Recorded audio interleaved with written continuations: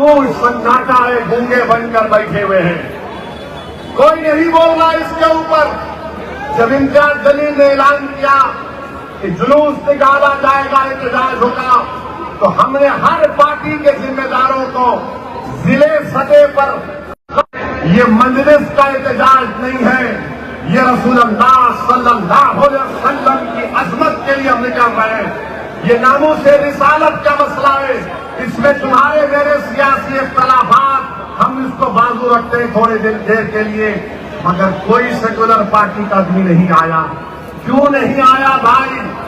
हमने कांग्रेस को लेकर भी आया, राष्ट्रवादी को लेकर भी जाया, समाजवादी को भी जाया, जितने जितने ये सब लोग हैं सबको हक दिलाया इम्तियाज जलील ने कि आओ तुम क़यादत करो, इम्तियाज जलील तुम्हारे पीछे चलेगा। मगर कोई नहीं आए और सबको एक फिक्र लाहक थी कि औरंगाबाद से इम्तियाज जलील को पुलिस निकलने नहीं देगी, निकलेगा तो पुलिस अरेस्ट कर लेगी, या अगर जाएगा तो रोड पर गड़बड़ हो जाएगी। याद रखो महाराष्ट्र के मुसलमानों, जब तक तुम एहतजाज नहीं करोगे हम अपने मसाइल को हल नहीं करवाएंगे। तुमने एक कोशिश की, तुमने लाखों की तादाद में निकला और आज महाराष्ट्र की हुकूमत परेशान है। बीजेपी के 5 एमएलए मुख्यमंत्री को खत लिखकर कह रहे हैं कि जिसने प्रॉफेट मोहम्मद की शान में गुस्ताखी की, शराब बकने की कोशिश की, उसको गिरफ्तार किया जाए।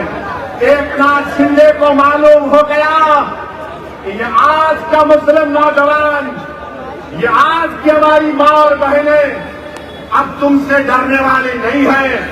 जब मराठा रिजर्वेशन के लिए मराठा लोग रोड पर निकल सकते हैं और चक्का जाम कर सकते हैं, जब बैकवर्ड क्लास के लोग अपने मुतालबात के लिए रोड पर निकलकर मुंबई को बंद करा सकते हैं, जब दलित लोग अपने मनवाने के लिए हुकूक को एहतजाज कर सकते हैं, जब महाराष्ट्र का किसान हजारों मील चलकर मुंबई आ सकता है, तो क्या एक मुसलमान अपने नबी की अजमत के लिए रोड पर नहीं निकल सकता? हम निकल सकते हो, निकलेंगे इंशाअल्लाह। तो मैं मुबारकबाद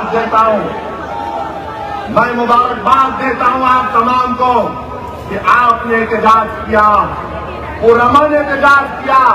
मैं मुबारकबाद देता हूं इम्तियाज जलील की हिम्मत अमली को कि थाने के पास इम्तियाज जलील ने कमिश्नर और कलेक्टर को बुलाया और हमारी मांग का लेटर उनको दिया और इम्तियाज जलील ने कह दिया कि हम मुंबई में इंटर नहीं होंगे। और उस पुरअमन तरीके से वो तमाम लोग अपने घरों को वापिस हो गए।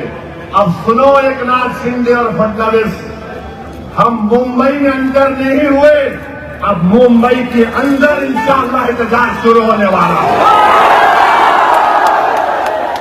अब मुंबई के अंदर पुरअमन एहतजाज शुरू होगा।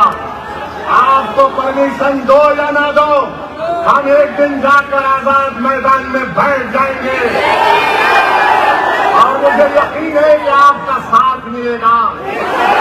जब ये बारिश तुमको यहाँ आने से नहीं रोक सकी, तो रसूलुल्लाह के गुलाम अपने नबी की शान के लिए, अज़मत रसूल के लिए हम क्या जाकर नहीं बैठ सकते?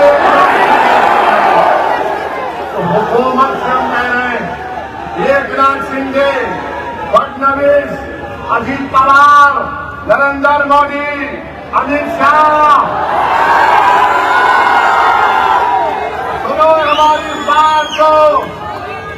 सुनो हमारी इस बात को, अब शेर जाग चुका है, अब शेर जाग चुका है।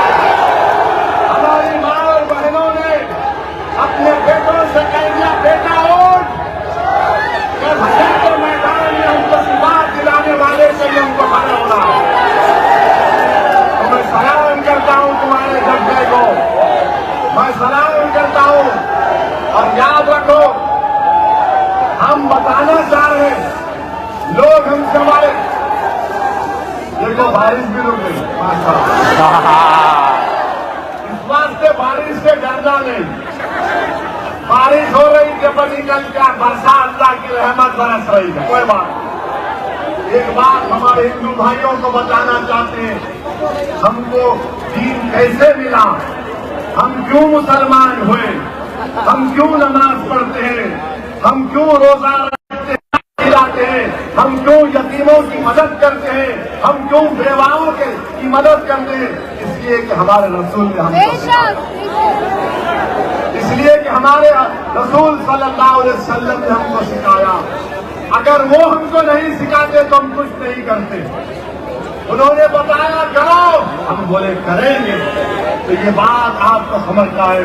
और अजीज़ाने मिल्लत इस्लामिया, कुरान करीम में अल्लाह फरमाता है सूरह हुजरात में कि ऐ ईमान वालों, अपनी आवाज को, अल्लाह बोल रहा कुरान में, क्या ईमान वालों अपनी आवाज को नबी की आवाज के आगे बुलंद मत करो, वरना तुम्हारे अमाल हक कर लिए जाएंगे, खत्म कर दिए जाएंगे। एक सहाबी रसूल थे, उनका नाम साबित बिन कैस रज़ियल्लाहु ताला अन्हु। उन्होंने यह सुना तो रोते हुए बारगाह नबूवत से चले गए, कई दिन तक नहीं आए। सहाबा इकराम को अल्लाह के रसूल सल्लल्लाहु अलैहि वसल्लम ने भेजा और भेजकर पूछा, कहाँ है साबित बिन कैस, बुला कर लेकर आओ। तो साबित बिन कैस से सहाबा इकराम ने अल्लाह के रसूल सल्लल्लाहु अलैहि वसल्लम का पैगाम पहुंचाया। तो साबित बिन कैस ने कहा, मैं ऊंची आवाज में बात करता हूँ, मेरे अमाल खत्म हो गए, मैं जहन्नमी हो गया, मैं जहन्नमी हो गया। जाके रसूल अल्लाह सल्लल्लाहु अलैहि वसल्लम को बोले कि आका साबित बिन कैस ये कह रहे। तो रसूल अल्लाह सल्लल्लाहु अलैहि वसल्लम ने कहा कि नहीं, वो जन्नती है, वो जन्नती है। तो मेरे अजीज दोस्तों और मेरे दोस्तों, सुनो मेरी बात को। इमाम मालिक रहमतुल्लाह अलैह मदीने में है, हदीस बोल रहे हैं, हदीस को बयान कर रहे हैं। लोग उस महफिल में देख रहे हैं कि इमाम मालिक का चेहरे का रंग बदल रहा है, तकलीफ घुमाया है। और जब आप हदीस बयान कर चुके, उठकर आपने कपड़े को झटका कर बिच्छू निकला। लोगों ने पूछा, इमाम मालिक आप क्यों नहीं उठ गए? इमाम मालिक ने कहा कि मैं रहमतुल्लाह अलैहि की हदीस को बयान कर रहा था, उसके अदब को मलूज रखकर इस दस्ते वाले की दस्त को बर्दाश्त कर रहा था बिच्छू की, क्योंकि अदब मेरे सामने था रसूलुल्लाह सल्लल्लाहु अलैहि वसल्लम। तो मेरे नौजवानों, तुमको ड्रग्स को छोड़ना पड़ेगा, तुमको जहज की लानत को खत्म करना पड़ेगा, तुमको एक मोमिन बनना पड़ेगा। तुमने अपने गुलामी के रिश्ते को मजबूत कर दिया, तुमने दुनिया को बता दिया कि मैं रसूलुल्लाह सल्लल्लाहु अलैहि वसल्लम का गुलाम हूँ। तुमने पूरे हिंदुस्तान के 19 करोड़ मुसलमानों के सर को फखर से ऊंचा कर दिया कि महाराष्ट्र में ऐसे फर्जंदाने तौहीद है जिन्होंने पुरअमन इंतजाम किया, हजारों लाखों की तादाद में निकले। अब हुकूमत भी परेशान, अब शिंदे परेशान, फडणवीस परेशान, अब ये सेकुलर पार्टी भी परेशान। ये क्या हो गया? बोलो, क्यों नहीं बोलते तुम लोग? क्या तुम्हारी जबानों को कौन सा ऐसा ताला लग चुका है, तुम इस मसले पर नहीं बोलना चाहते? दूसरी बात, आज हम मीडिया से बात कर रहा था, बोल तो नहीं हो रहे ना आपको?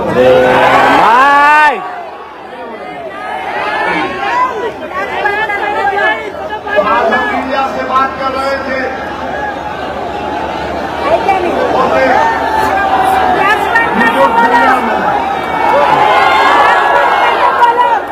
हम मीडिया से बात कर रहे थे, ये मीडिया के लोग भी थे।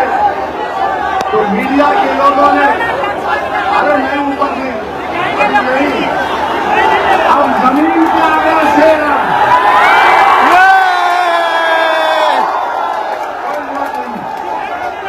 सुना,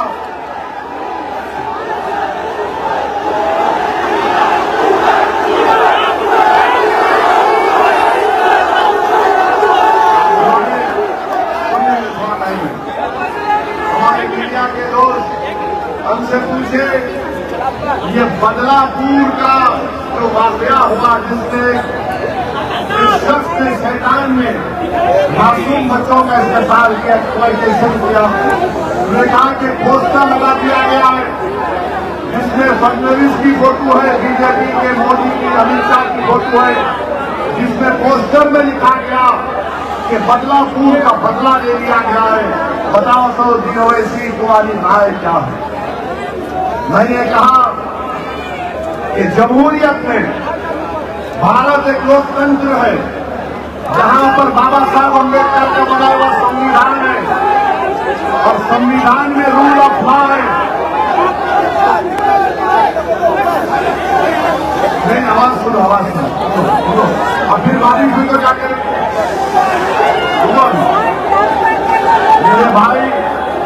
मेरे भाई मेरी एक बात, मेरे सवाल का जवाब दो।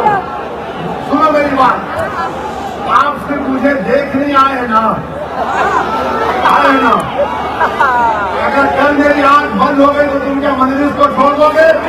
नहीं, तो मजलिस बड़ी है, ओवैसी बड़ा नहीं है, याद रखो। तुमको नेता बनना है, तुम मेरा बाजू बनोगे, नौजवानों तुम साथ दोगे मेरा। सुनो मेरी बात,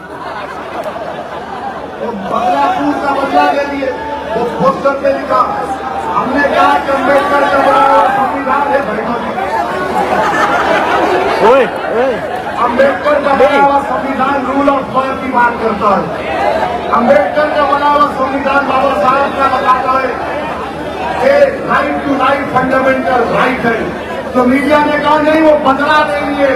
मैंने कहा हम बदला नहीं लेते, हम इंसाफ करते हैं जालिम को सजा देकर। बदला माफिया के लोग और गुंडे और कातिल लेते हैं। माफिया, गुंडों और कातिल में और सत्ता में बैठे हुए हुक्मरानों में फर्क होता है। जो चीफ मिनिस्टर होता है, जो डिप्टी चीफ मिनिस्टर होता है, वो बदले की भावना से काम नहीं करता, उसको इंसाफ को सामने रखकर काम करना पड़ेगा। मीडिया नहीं समझी। मैं आपको याद दिला रहा हूँ, पाकिस्तान से टेररिस्ट आए थे मुंबई में, आए थे। बीडी स्टेशन पर मासूम भारत के लोगों के से खून की होली खेली, बड़े बड़े होटलों में जाकर लोगों का कत्लेआम किया उन टेररिस्ट में। उसमें एक टेररिस्ट था जिसका नाम अजमल कसब था। उस कसब को पकड़ने में हमारा एक बहादुर हिंदू भाई पुलिस वाला शहीद हो गया हुआ। हम कसब को पकड़े, जेल में डाले, कोर्ट में केस चलाए, कोर्ट ने फांसी की सजा दी, हमने फांसी दी। जब मर गया, जब वो जालिम मर गया, तो मुंबई के मुसलमानों ने कहा हम मुंबई की मुबारक जमीन पर एक दहशतगर्द को दफन होने नहीं देंगे। तो कसब को कहाँ डालना पड़ा? जेल में। जब कसब को हम कोर्ट से सजा दे सकते हैं तो बदलापुर के शैतान को क्यों नहीं सजा देगा? बताओ, मेरा सवाल ये। मगर नहीं, गोली मारेंगे। अरे याद रखो, तुम आज गोली चला रहे हो, कल किसी और पर भी गोली चलेगी। हमारे बुजुर्गों को याद होगा, नौजवानों को याद नहीं होगा। ख्वाजा यूनुस किसको याद है? ख्वाजा यूनुस किसी को याद नहीं है, तुमको याद है। उसकी माँ आज भी, उसके रिश्तेदार आज भी पुकार पुकार कर गए थे, अगर मेरा बेटा जिंदा है तो ढालो, अगर मर गया तो उसकी खबर बता दो। ख्वाजा यूनुस है तो याद रखो, तुम गोली से अगर बदला लोगे तो बदले की भावना से देश नहीं चलेगा। भारत सुपर पावर बनेगा तो इंसाफ से बनेगा। भारत सुपर पावर बनेगा तो इंसाफ से बनेगा। अगर ये सरकार ये पोस्टर लगा के कह रही है कि हम बदलापुर का बदला ले लिए, अरे ये माफिया, ये गुंडे जो भारत के संविधान पर भरोसा नहीं करते। आप मुख्यमंत्री हैं, देवेंद्र फडणवीस भारत के प्रधानमंत्री का हाथ भी देखते हैं। फडणवीस कहते मैं एक दिन प्राइम मिनिस्टर बनना चाहता हूं। कोई बुरी बात नहीं है, कोई बुरी बात नहीं है। हाथ देखना कोई हराम चीज नहीं है। मगर जब आप ख्वाब देख रहे हैं तो इंसाफ के बारे में सोचो। हम तो ये चाहते थे कि बदलापुर के लोगों को कोर्ट सजा देती उस जालिम को, वो जेल में सड़ना, अपनी मौत के लिए पुकारना और तब जाकर उसको मौत अपने आगोश में ले लेनी। मगर आपने उसको आसान रास्ता दे दिया। ये इंसाफ है या नहीं है, ये मैं आप पर छोड़ता हूँ। तीसरी बात, नरेंद्र मोदी का दिल नहीं भरा मुसलमानों को तंग करने से। मोदी ने अपने बुलडोजरों से मुसलमानों के घरों को तोड़वा दिया। जिस तरह आज हम पानी में खड़े हैं, थोड़ी देर के लिए सोचो, थोड़ी देर के लिए सोचो, तसव्वुर करो कि तुम्हारा 20,000 स्क्वायर फुट का घर है। मध्य प्रदेश के छतरपुर में हाजी शहजाद अली ने 20,000 स्क्वायर फुट का घर बनाया। घर में सामान मुंतकिल हो रहा है कि आज नहीं तो कल घर में चले जाऊंगा।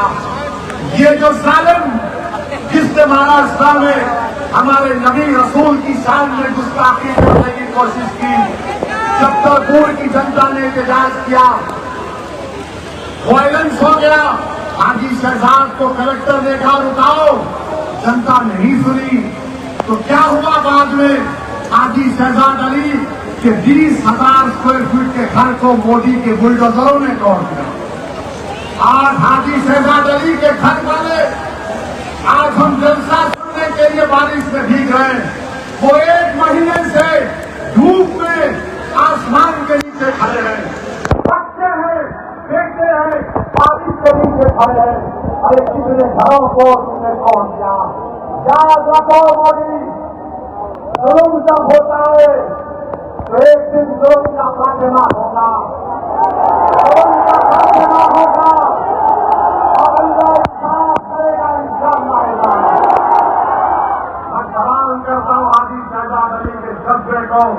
हाजी शहजाद अली ने वीडियो निकाल कर कहा कि मैंने प्रॉफेट मोहम्मद सल्लल्लाहु अलैहि वसल्लम के बारे में जिसने बकवास बकी थी उसके खिलाफ कानूनी कार्रवाई के लिए हम प्रोटेस्ट किए। अगर मेरे रसूल के लिए एक घर को कुर्बान करना है तो मैं इसे 2 घर को अपने हबीब अल्लाह को कुर्बान। अगर याद रखो हम बारिश में खड़े हैं, भीग रहे हैं, बच्चे हैं, माए हैं।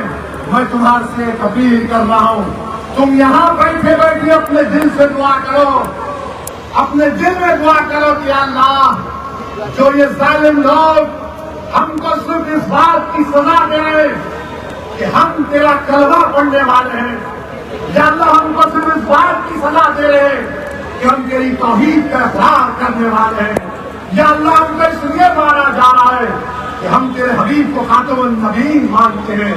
परवरदिगार, जो हम पर गुजर रही है हम उसको तेरे हवाले करते हैं, तू इंसाफ कर। और मुझे यकीन है कि जो गरीब और मजलूम है, चाहे हिंदू मुसलमान दलित आदिवासी हो, जो हुक्मरान जुल्म करेगा अल्लाह देख लेगा उन लोगों को। अरे तुम हमको कमजोर समझकर दबा रहे हो।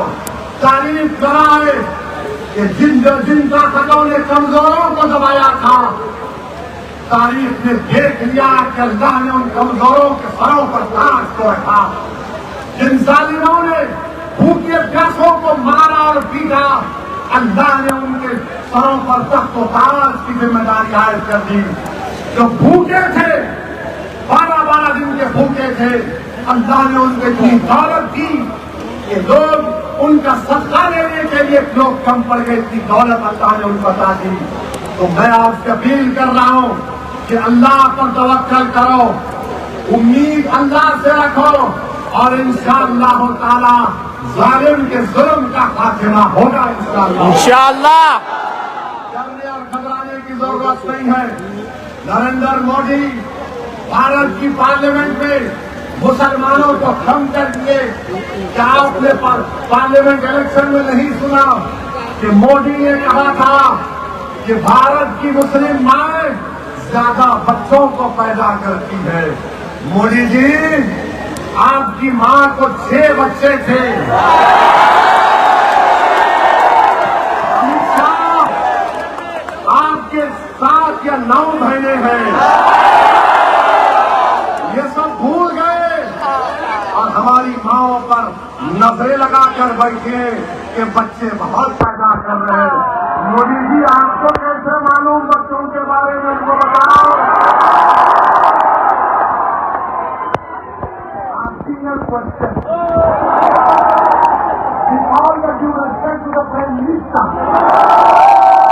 मीडिया वाले दिल पर मत लो, गुर्दे पर लो।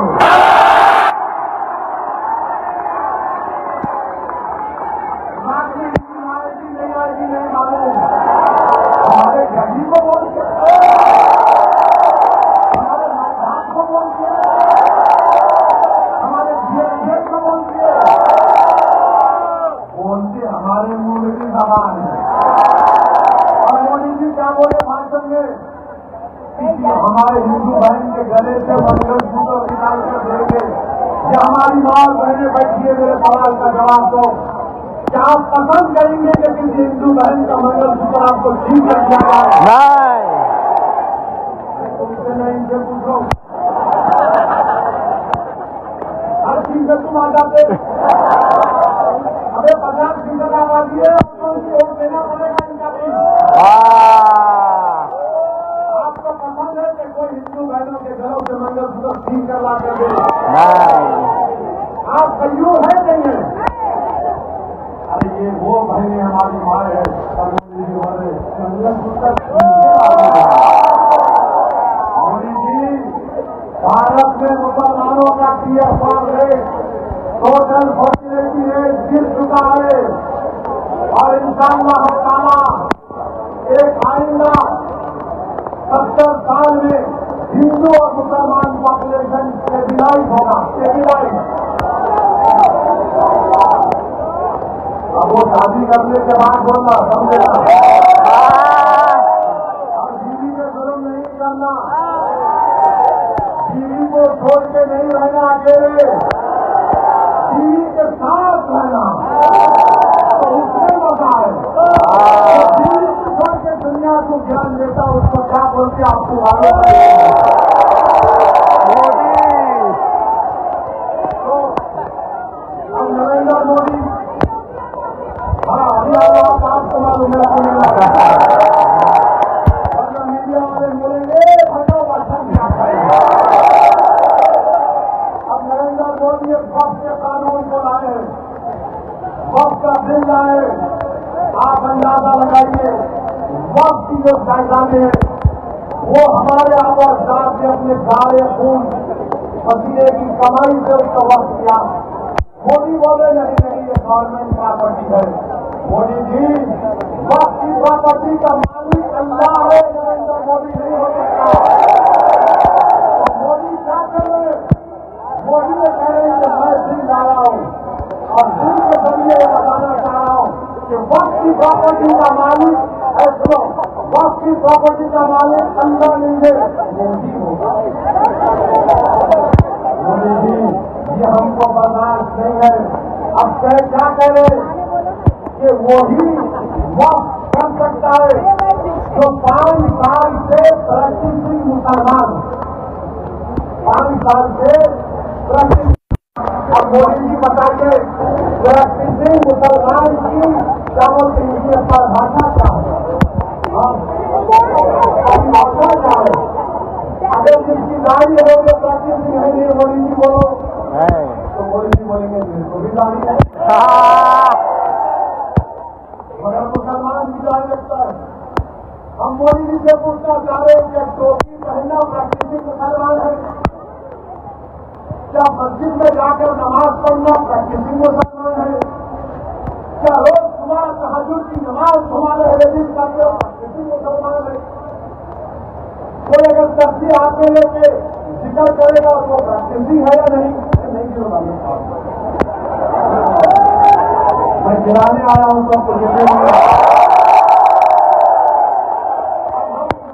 मोदी जी से पूछना चाह रहे, अगर किसी की वाइफ नॉन मुस्लिम है तो प्रैक्टिसिंग है नहीं है? अब मोदी जी से पूछना चाह रहे शादी करके बीवी को घर में नहीं रखा तो प्रैक्टिसिंग है या नहीं? समझे ना, असल मन को इशारा का। अब मोदी जी बताइए, प्रैक्टिसिंग मुसलमान की डिफाइन नहीं किया गया है। आप मुझे कौन है मोदी जी मुझे सर्टिफिकेट देने वाले? मैं जब अल्लाह के करम से अपनी अम्मा के पेट में था तो मेरी अम्मा अपने पेट पर हाथ रखकर कुल वल्लाह अल्लाहु समद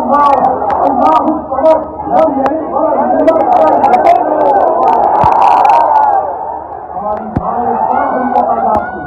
और मोदी जी बोले बेटा 5 साल जब हो जाएंगे ना मेरे पास आना, मैं चाय पिलाऊंगा, तुमको ज्ञान दूंगा और तुमको बोलूंगा पकौड़ा बनाओ। उसके बाद मोदी जी बोलेंगे बेटा सेल्फी लेते हैं।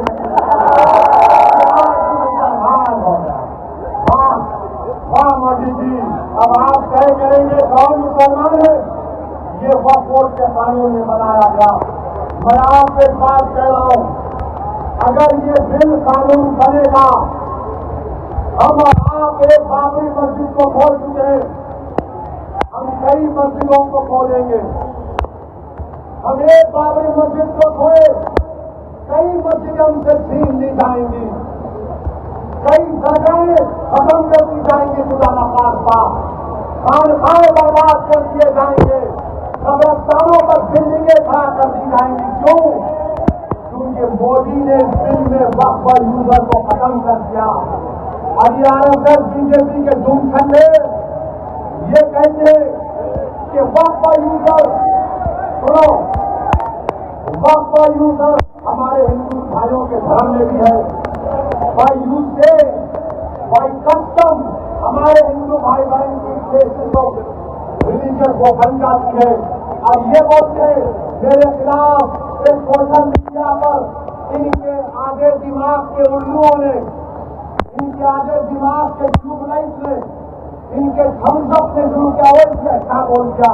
अरे भाई, तेलंगाना का कानून पर, आंध्रा एंडोमेंट एक्ट पर, तमिलनाडु एंडोमेंट एक्ट पर, ओडिशा एंडोमेंट एक्ट पर उसने निकाला हिंदू भाइयों में भी बाई यूसेज का टर्म इस्तेमाल हुआ है। मगर जब हिंदू धर्म में यूसेज है तो मुसलमानों के धर्म के वक्त पर यूजर क्यों खत्म किया जा रहा है? मेरे भाई, इस कानून में बहुत सी गलतियां हैं। बहरहाल मेरी आपसे अपील है कि all India Muslim personal law board अगर ये ऐलान करेगा कि हमको इस बिल के खिलाफ एहतजाज करना है, आप साथ देंगे? आप साथ देंगे? अच्छा, फिर ये लोग ऐसे लोग भी मोदी जी की चाहत में है। अभी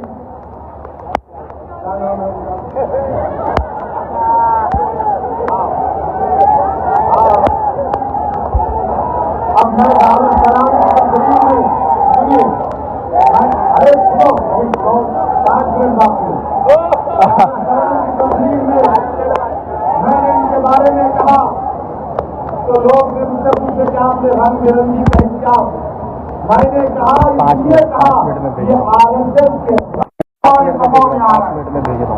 और जब रंग की बात आई तो अमीर खुसरो ने क्या अच्छा कहा था, अमीर खुसरो ने क्या अच्छा कहा था, मैं उस रंग को मानने वाला हूँ। अमीर खुसरो ने कहा था आज रंग है, आज रंग है ईमान, रंग है रीत, मोरे महबूब के घर रंग है दिए, सजन मिलावेला सजन मिलावेला, मोरे आंगन को जगत यारो जगत उजारो, मैं तो ऐसो रंग और नहीं देखी रे, मोरे 3 पायो निजामुद्दीन हो।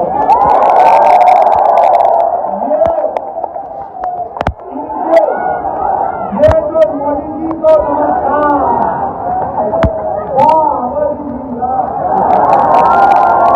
ये आरएसएस के रंग में है।